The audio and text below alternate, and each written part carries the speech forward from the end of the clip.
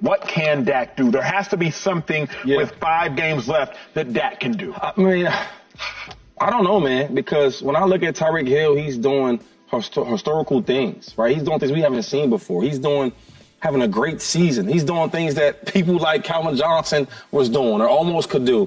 And when I look at Dak Prescott, he's having a solid year. Oh, yeah, Dak isn't having a great season. He isn't really doing anything outside of playing up to or above the standard set by previous NFL MVPs. Y'all check out some of my previous videos. We went over the numbers behind that. But when I look at Tyreek Hill, first of all, right now today he has 1481 receiving yards. He has 12 touchdowns. That's first in both categories. He's balling out. He's making a big difference. And then when I look at Dak is playing well. He's having a phenomenal season so far, but he's not blowing me away like Tyreek Hill is. Well, Shady, the reason he probably can't blow you away is because you're full of 2 tons of feces. Okay. He's a wide receiver. Okay. And I think that what he means to the Dolphins, I could say the same thing Dak means to the Cowboys. This has to be the first time in all of my years watching football where someone genuinely said a receiver has the same value as a top-ranked quarterback in the National Football League. That is dumb on any level of play. The quarterback is the most important position on the field. No, they do not have the same value. But with the Dolphins, it means so much more. Sure. Because the way he's playing. And let me ask you this. I love how Dak's playing. I just can't see. And it's funny how I see all these voters. Like now Brock Purdy's in the mix now. Like, let me ask you this. I don't want to get distracted. I want y'all to notice how LeSean McCoy never actually goes into real football verbiage. He doesn't actually talk about anything schematically. He doesn't talk about anything that you would probably hear in some type of locker room or football meeting or anything. He always talks in generalities and how he feels and what he's seeing. He doesn't actually break down the game. I'm getting to the point where I almost don't think that LeSean McCoy actually knows the game. I've never heard him use any type of football terminology when speaking about the game or trying to break down anything. Say Tyreek Hill does not break the record. For the sake of the dialogue that we're having at home, for the sake of dialogue we're having with the viewers, let's say Tyreek doesn't break the record. So let's remove Tyreek then from the conversation.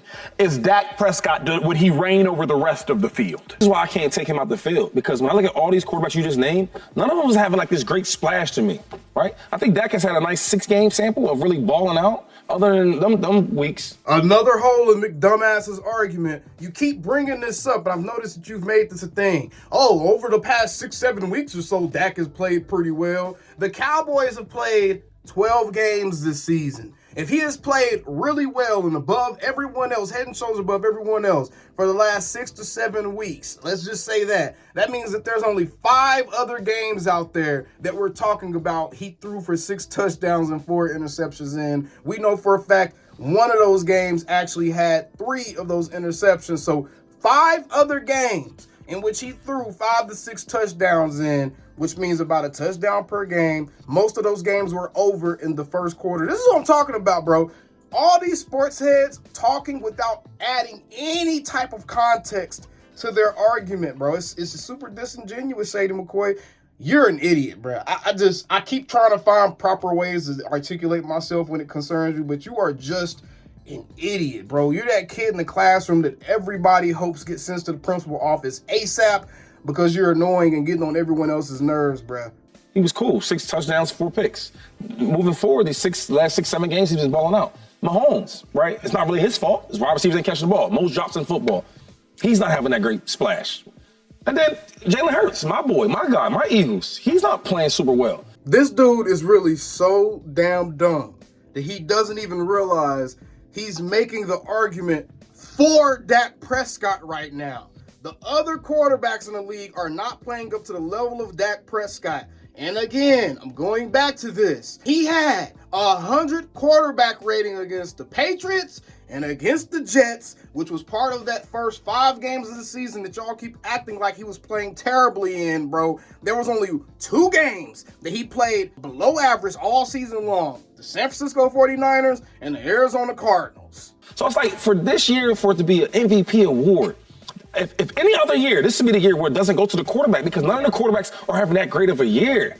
And then you look down at South Beach, not the party, not to go to the beach, to watch the game. When you watch the game, that boy number 10 is giving out crazy work. He's putting up big numbers. Yeah. This might not happen for another 15, 20 years. So let's show him the respect and give him the love. The NFL is going to show him respect and give him love. They're going to give him Offensive Player of the Year like he deserves. He does not deserve the MVP. He's a wide receiver, bro. When's the last time a wide receiver has won MVP? Is Tyreek Hill doing enough to win that award? If he is the MVP, the Miami Dolphins should have beaten the other playoff contending teams that they played this season, but they got their asses beat just like the Cowboys did against the San Francisco 49ers. So no, Tyreek Hill isn't making that huge of a difference to where he's putting his team over the top. He's the Offensive Player of the Year. That's it. Oh my goodness. Okay, Shady McCoy. First of all, you never answered the question. You didn't actually tell the audience what can Dak Prescott do in your eyes to win the league MVP.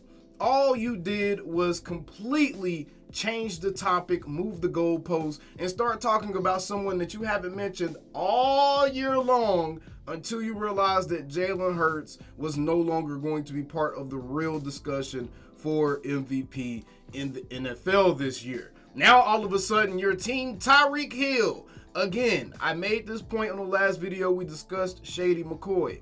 Tyreek Hill only has one job on the field. That is to catch the ball and run really fast away from defenders.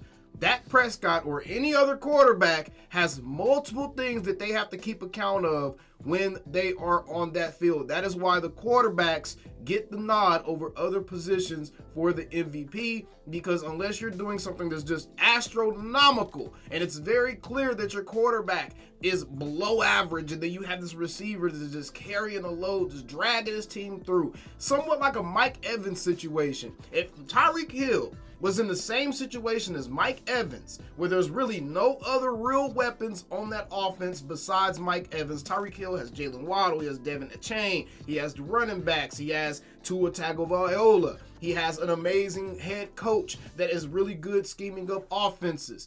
Tyreek Hill has a ton of help around him that makes his job easier. It's hard to double Tyreek when you have two other speed options out there by way of the running back and then your other wide receiver, right?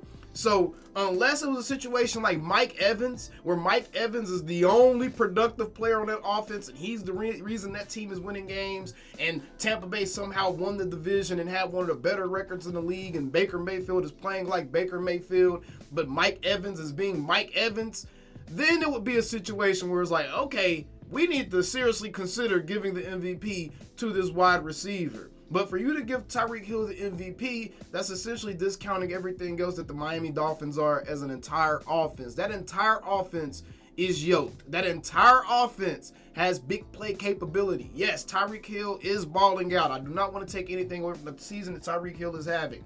Yes, Tyreek Hill is balling out. But let's be real, man. Quarterbacks get way more grace with these type of rewards, and they should. They really should, because they have more responsibilities on the field. You imagine yourself dropping back. You have 2 seconds to not only process what the defense is doing, make the right decision as far as where you're throwing the ball, but also throw the ball in a spot to where the receiver and only the receiver can get it, and you're not going to get your receiver beheaded when he does catch the ball, all while trying to avoid 300-pound grown men trying to rip your head off of your shoulders. You do all of that. You process the game the way a quarterback has had to process it. You play quarterback the way Dak Prescott has played quarterback over the last half part of the season, essentially, since they changed up the offense after that 49ers game. And that's something else that I don't think enough people are going back to. The Cowboys were running a brand new offense coming into the season. No, it wasn't completely new. They still kept some of the functions and systems in there. But for the most part, they were running a completely new offensive game plan, and it's been completely different from what we have seen with Kellen Moore in the past. So yes, that is true. They were really working in a new offensive scheme, period. And I don't think enough people gave Dak and the Cowboys enough grace with that, understanding that anytime you're working in a new offensive scheme, it's going to have it's rough patches. But for Shady McCoy to sit up here and be as disingenuous as he is as it pertains to this particular topic, it's just laughable. It's laughable.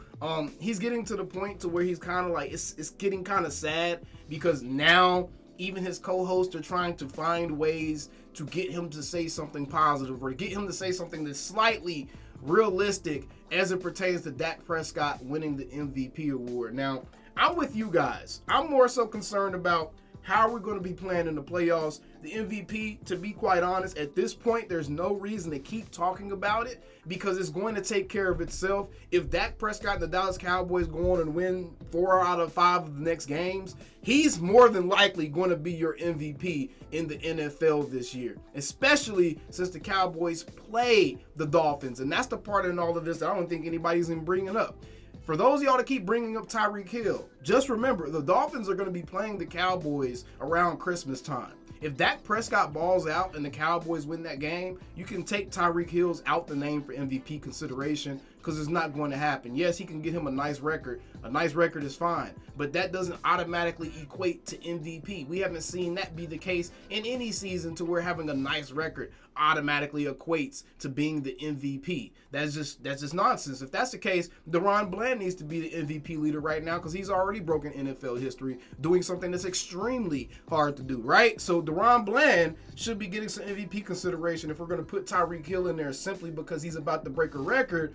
DB broke a record already, and he still has a chance to add on to it even more. So we can't really use that particular argument. Now, again, Shady McCoy, it's very obvious why he's doing this.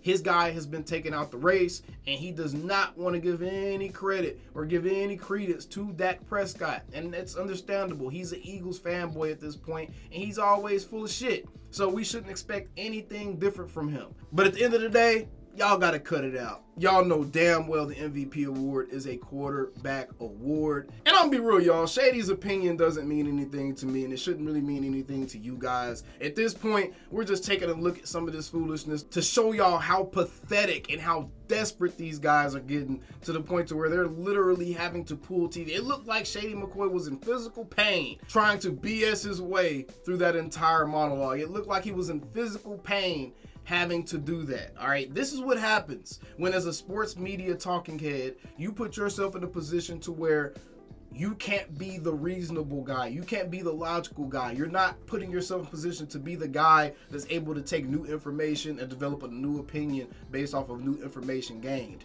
You put yourself in a position of the guy that has to die on the hill that he built to get himself to where he is. And hating on Dak Prescott, hating on the Dallas Cowboys, being this arrogant, boisterous fool representing pretty much the worst parts of our culture on national television is what has gotten you to where you are now on national TV. So I don't expect you to change your formula at all. You're just going to continue existing in your comfort zone. The circus, because you're an absolute clown. Just wanted to go in on Shady real quick, show how much of a moron he is for the 3rd time this week. And as always, y'all always end these videos, how them Cowboys. And I'll see you on the next one. Take it away, Pastor. This dude's stupid, man. Calling me, texting me, paging me, asking me, am I still them boys? Y'all usually check on me. Listen. I'm still them boys. Hey! Woo! Hey! I'm still them boys.